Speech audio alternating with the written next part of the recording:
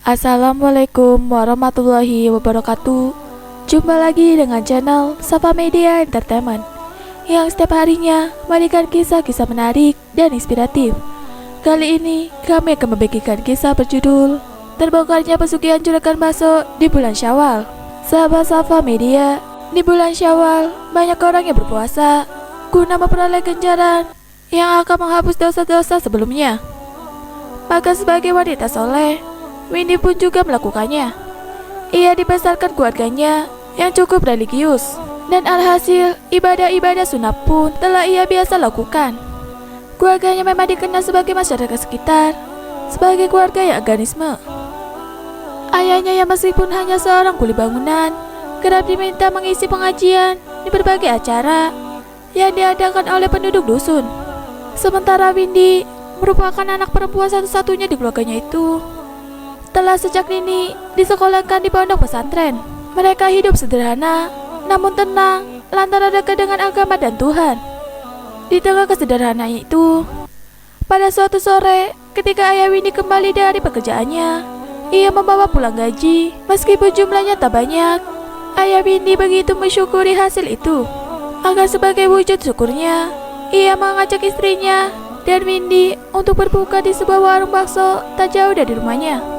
Kebetulan ketiganya hari itu sedang berpuasa.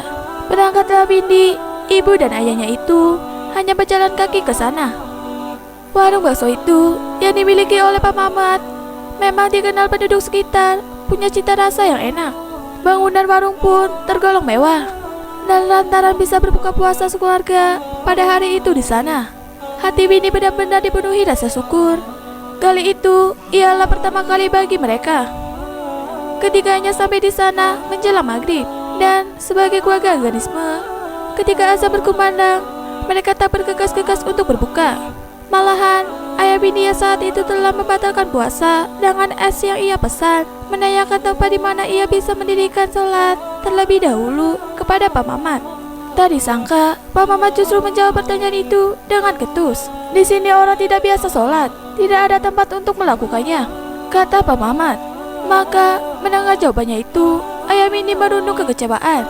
Ia tak tahu menahu alasan dibalik jawaban Pak Mamat yang begitu ketus.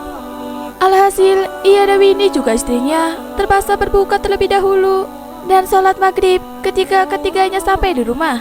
Tak berselang lama, maka baksonya pun datang. Bismillahirrahmanirrahim, ucap Windy sebelum makan bakso itu.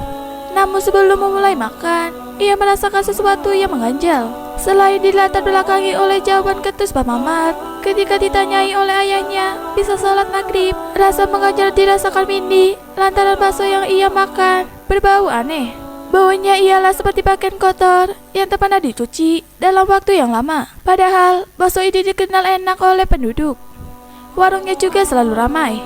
Maka dilatar belakangi rasa yang mengganjal itu, Windy tetap memaksakan diri untuk memakannya. Lagi pula, ia juga sudah lapar lantaran telah berpuasa seharian. Namun siapa sangka, hanya sesaat setelah makan suapan pertama, Windy langsung memuntahkannya.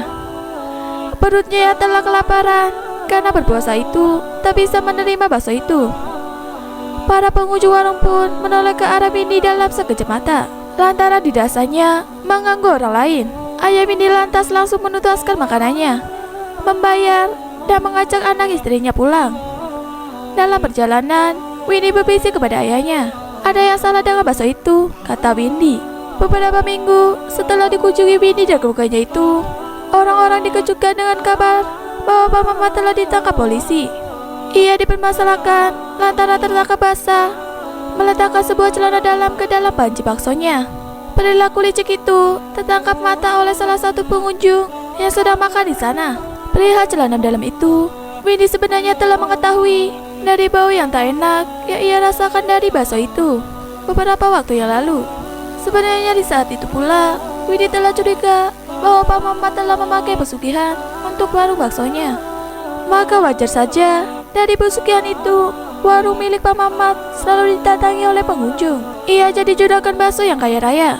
Namun dibalik itu semua, Windy merupakan seorang wanita yang saleh, telah mengetahui kelicikan Pak Mamat lantaran jiwanya yang suci dengan rajin beribadah.